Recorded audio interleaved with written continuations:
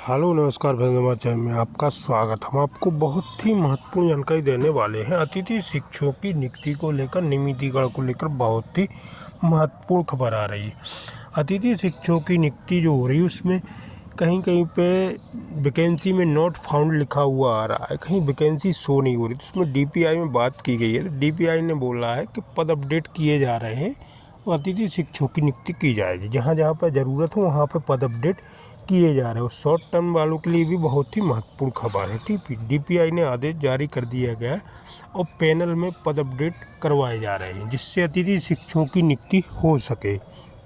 और अतिथि शिक्षकों को हाई कोर्ट में केस लगाना है उसके लिए भी योजना बनाई जा रही है। और ज़्यादा से ज़्यादा अतिथि शिक्षक अपने भविष्य सुरक्षित करने को लेकर हाई कोर्ट में केस जरूर लगाएं। ठीक है, पूरी विस्तार से जानकारी दूंगा। क्या कहना है रविकांत गुप्ता जी का। डीपीआई में बात की गई अतिथि शिक्षकों के नियमितीकरण को लेकर, नियुक्ति को लेकर, उनकी समस्याओं को लेकर। आप वीडियो में बने रहें, वीडियो पूरा देखें। वीडियो अच्छा लगे तो लाइक जरूर करें और चैनल को सब्सक्राइब बिल्कुल ना करें अपडेट पाने के लिए। क्या कहना है रविकांत गुप्ता जी का अतिथि शिक्षकों की नियुक्ति को लेकर। परसेंट लोगों के काम यहाँ से हो गए हैं, 2-4% लोग बचे हैं। उम्मीद है हम जल्दी उनकी समस्याओं का समाधान भी करवा देंगे, क्योंकि वर्तमान में डीपीआई में कोई अधिकारी सुनने वाला नहीं है। लेकिन हम लोग लगातार सहयोग करके बात कर रहे हैं और जितने भी काम हो सकते हैं जो संभव है उन सभी कार्यों को हम करा रहे हैं। हम बात करेंगे एक साइड से सभी मुद्दों पर। सबसे बड़ी समस्याएं क्या क्या है वर्तमान में, उन समस्याओं का निराकरण कैसे हो पाएगा। तो सबसे पहली समस्या क्या है, जो रिक्त पद अप्रूवल की। तो ये ध्यान रखें, रिक्त पद अप्रूवल में कई सारी चीजें, कई प्रकार की समस्याएं हैं, जैसे कि रिक्त पद सही ढंग से अपडेट ना करना। जो रिक्त पद अप्रूवल में वैकेंसी नॉट अवेलेबल लिख के आ रहा, साइन जब आप ज्वाइन करवा रहे हैं, अगर लिख के आ रहा है कि vacancy not approval, not available, मतलब कि आपके संकुल या आपके संस्था प्रमुख द्वारा सही ढंग से बच्चों की छात्र संख्या अपडेट नहीं की गई। जैसे वर्ग 3 का है, वर्ग 3 में अगर एक शिक्षक की शाला है तो चाहे कितने ही बच्चे होंगे एक पद खोल दिया जाएगा, लेकिन दूसरा पद खुल जाएगा। लेकिन अगर 75 से कम बच्चे हैं तो तीसरा पद वहां पे खोलना संभव नहीं हो रहा, इसलिए वहां वैकेंसी नॉट अवेलेबल समस्या आ रही है। इसी प्रकार शॉर्ट टर्म वैकेंसी में जहां छात्र संख्या सही ढंग से अपडेट नहीं की गई है, कारण सही ढंग से अपडेट नहीं किया गया है, और जो अपलोड करने का उसमें फॉर्मेट था कि जो आपको आदेश अपलोड करना है, अगर सही ढंग से अपलोड नहीं किया गया है तो उसे उन सब लोगों के पदों में अभी अप्रूवल डीपीआई नहीं कर रहा है। हमने आज सैटरडे था, फिर भी हमने प्रयास कर लिया। लगभग लोगों की समस्याएं सॉल्व हो गई हैं। मेरे पास करीब 50 से 60 लोगों के आवेदन आए थे, तो उनमें से लगभग 42 लोगों की समस्याएं सॉल्व हो गई हैं। 8-10 लोगों की समस्याएं और बची हैं। उम्मीद है कि कल संडे को मैं उनका कार्य भी करवा दूंगा। पैनल चेंज करवाने के लिए लगभग मेरे पास 25 से 30 लोगों के नाम आए थे, जिनके पैनल वो कहीं और थे दिख रहा था, लेकिन उनकी ज्वाइनिंग कहीं और होनी थी। उनका भी पैनल का काम कर दिया गया है। जो 1-2 लोगों के बचे हैं उनके भी जल्दी पैनल चेंज हो जाएंगे। शॉर्ट टर्म वैकेंसी वाले जिनका भी आवेदन मेरे पास आए थे, लगभग लोगों की शॉर्ट टर्म वैकेंसी में थोड़ी समस्या चल रही है, क्योंकि जो आदेश अपलोड किए गए थे वो यहाँ आदेश जो दिख नहीं पा रहे हैं, इसलिए शॉर्ट टर्म वैकेंसी अभी अप्रूवल होने में थोड़ा समय लग रहा है। तो शॉर्ट टर्म वाले थोड़ा वेट करें। शॉर्ट टर्म वैकेंसी भी सोमवार तक हर हाल में अप्रूव हो जाएगी।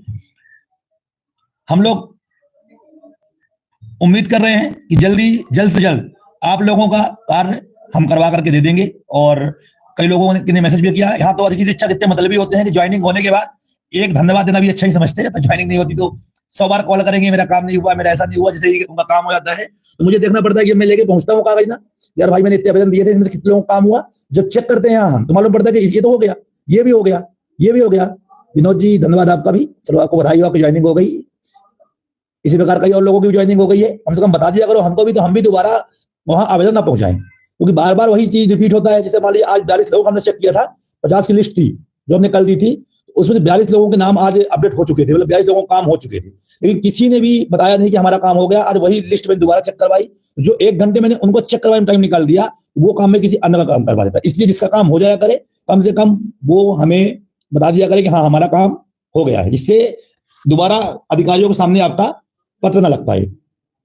साथ में पैनल वालों का भी, जिनका पैनल अपडेट हो चुका है, पैनल वही चेंज करवाएं जिसको विश्वास है कि आपकी ज्वाइनिंग उस ब्लॉक में हो सकती है।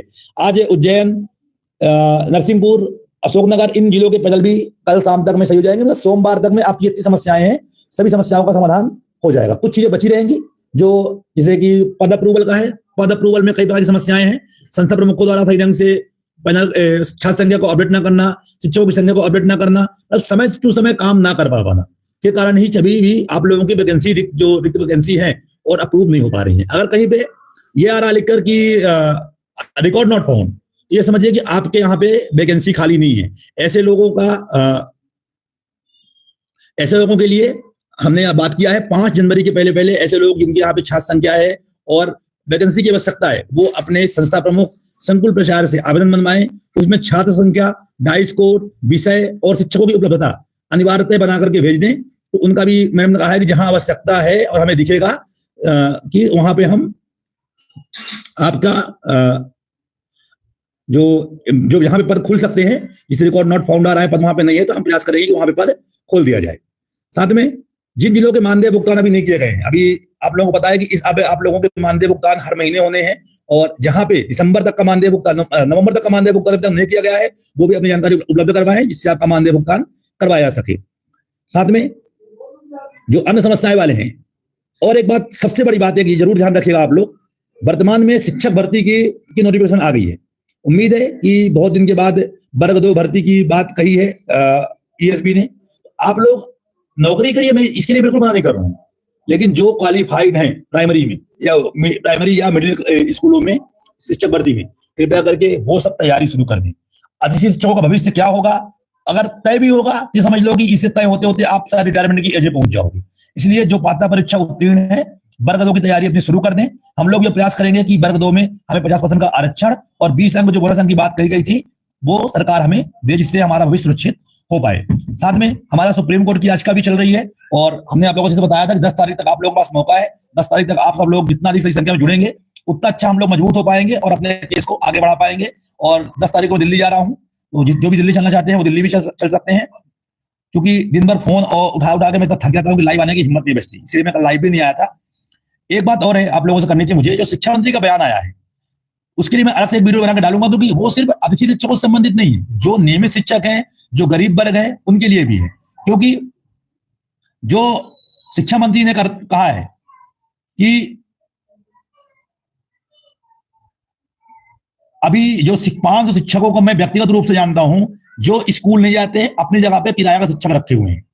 इसमें 2 चीजें हैं, या तो शिक्षा मंत्री जी शिक्षकों को बदनाम करना चाहते हैं, आम पब्लिक के मन में वो ये डालना चाहते हैं जो शिक्षक वर्ग है वो अपना काम ईमानदारी से नहीं कर रहा है, जिससे उन्हें स्कूलों को प्राइवेट करने में बड़ा आसानी से उन्हें आसानी हो। अभी आप लोग सुन ही रहे हो कि पूरी स्कूलों को ठेके में दे रहे हैं, पीपीई मोड में दे रहे हैं, तो वो यही चाहते हैं कि हम मंच से अगर शिक्षकों को बदनाम कर देंगे तो पब्लिक भी हमें सपोर्ट में आ जाएगी, अगर हम प्राइवेट भी कर देंगे कोई विरोध नहीं करेगा कि सरकारी शिक्षक पढ़ाते नहीं है। भाई अगर आप विभाग के मालिक हो, आप कहते हो कि हम व्यक्तिगत रूप से जानते हैं, व्यक्तिगत मतलब कि आप एक व्यक्ति का नाम, पता सब कुछ जान रहे हो, आप उनमें कार्रवाई करो, या फिर फालतू में शिक्षकों को बदनाम ना करो। इस पर मैं एक अलग से वीडियो बनाऊंगा, क्योंकि ये हमारे अतिथि शिक्षक से संबंधित नहीं, बल्कि पूरे मध्य प्रदेश के जो नियमित शिक्षक हैं उनके लिए भी एक बड़ी बात है कि वो कह रहे हैं कि मैं व्यक्तिगत रूप से जानता हूं। ये तो आप बदनाम कर रहे हो, और आप जानते हो तो उन्हें कार्रवाई करो। बाकी जो भी समस्याएं हैं फोन कम से कम लगाएं, नंबर आपके सामने है, आप लोग समय मैसेज कर दीजिए, जब भी मुझे समय मिलता है मैं रिप्लाई जरूर करता हूं। और सुप्रीम कोर्ट इसको जुड़ना है, मैं तो बार बार बोल रहा हूं कि भविष्य चाहते हो कि अच्छा हो जाए, तो आप लोग जरूर सुप्रीम कोर्ट केस में जुड़िए, जिससे आप लोग भविष्य सुरक्षित हो पाए।